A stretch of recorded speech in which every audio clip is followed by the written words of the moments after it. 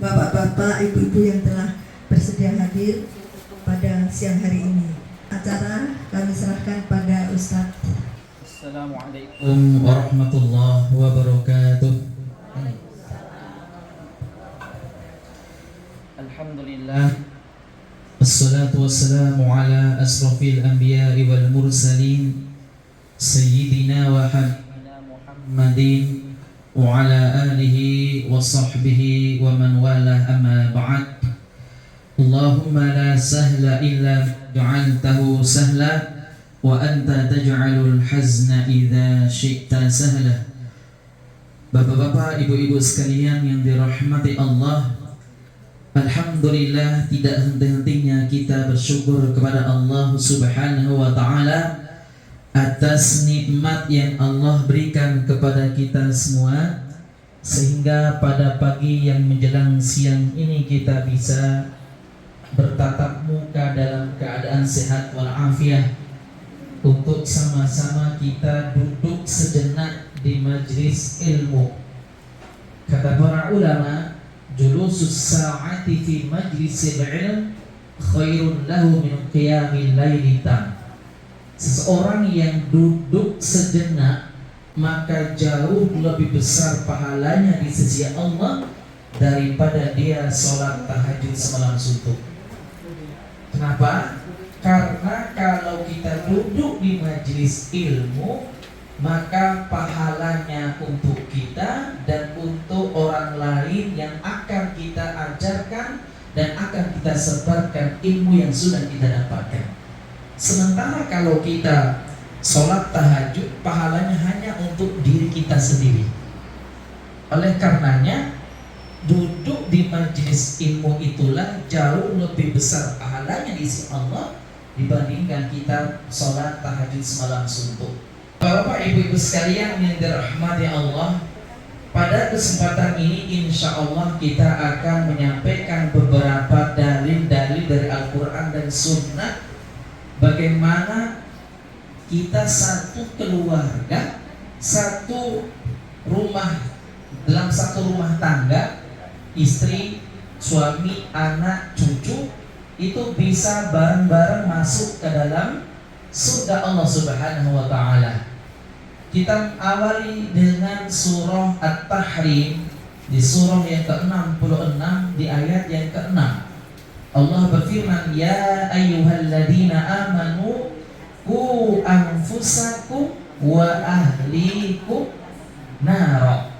Wahai orang-orang yang beriman, jagalah diri kalian dan keluarga kalian dari siksaan api neraka.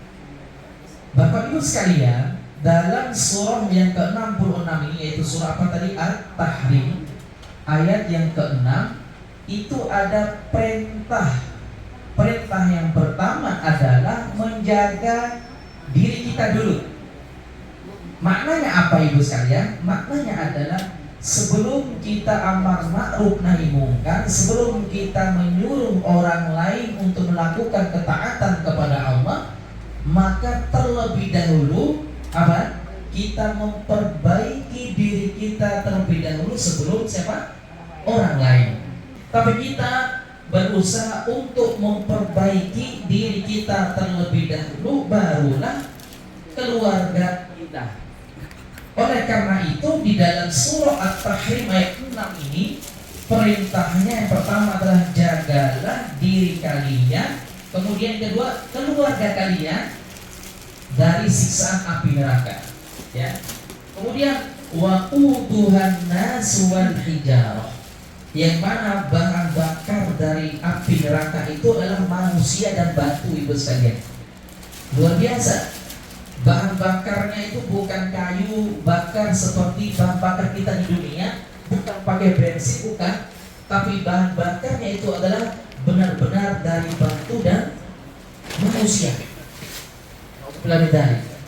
Kemudian di dalam surah At-Tahrim 6 ini, kata para ulama tafsir, Bapak Ibu sekalian, apa kata sahabat Ali bin Abi Thalib radhiyallahu anhu ketika beliau menafsirkan At-Tahrim ini? Ayat ke-6. Apa kata beliau? Adibuhum wa'allimuhum. Ya, adibuhum wa 'allimuhum, kata sahabat Ali bin Abi Thalib. Yaitu maknanya adalah ajarkan kepada keluargamu. Ini tugas suami pertama. Pertama adalah tugas suami.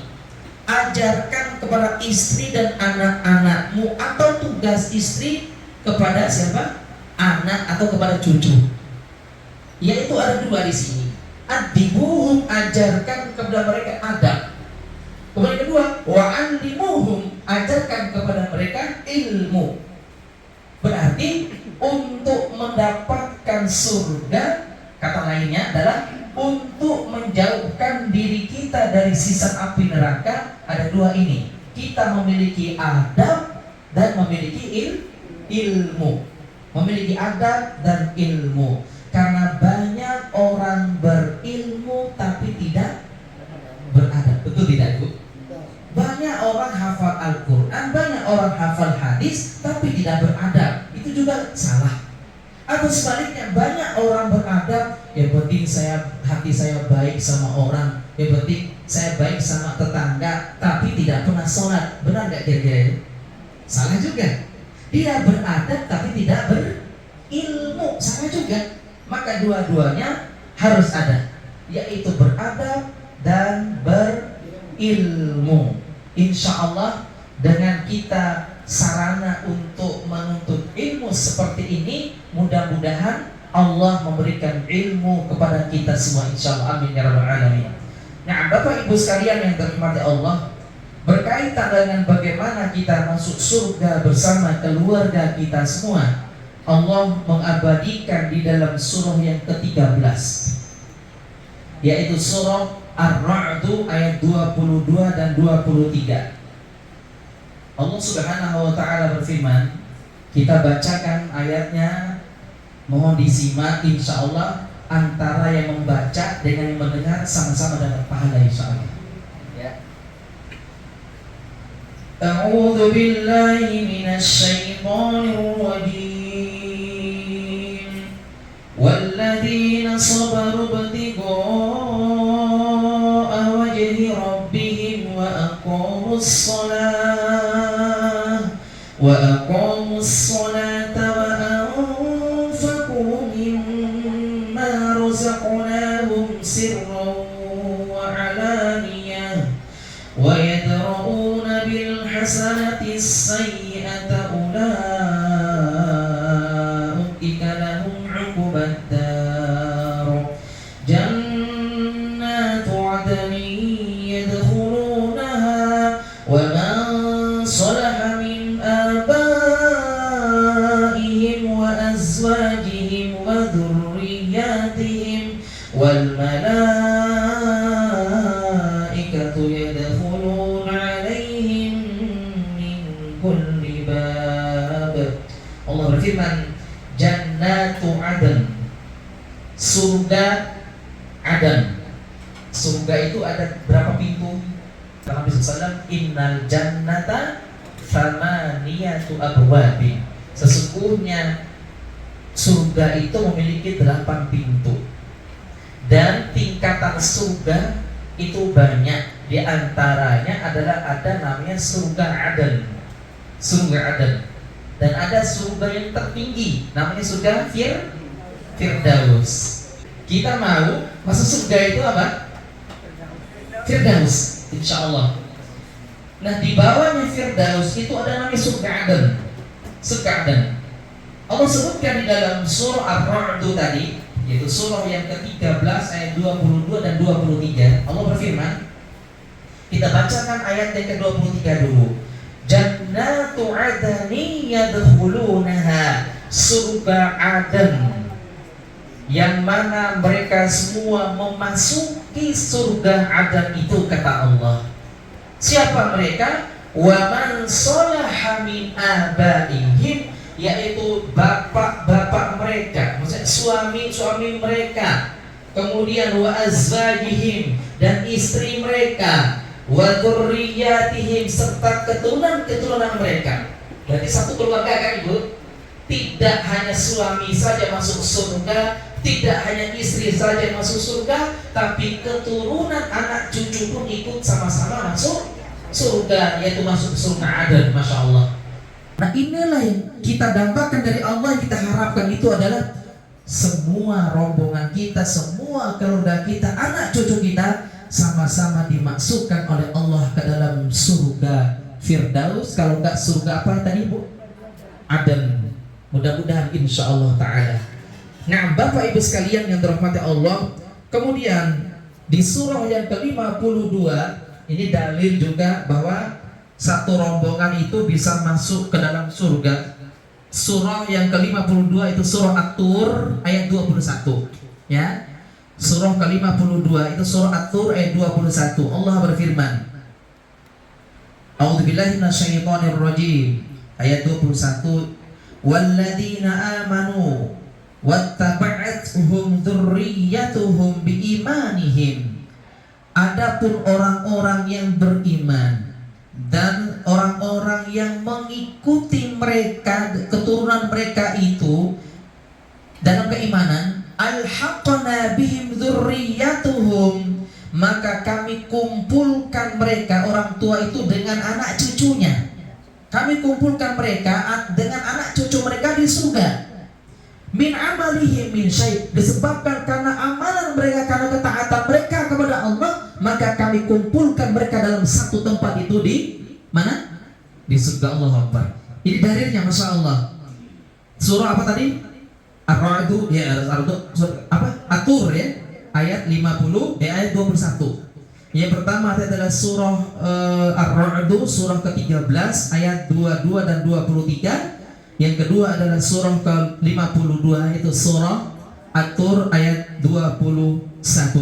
Ini dua dalil tentang bagaimana kita sama-sama nanti akan dimasukkan oleh Allah ke dalam surga insyaallah ta'ala.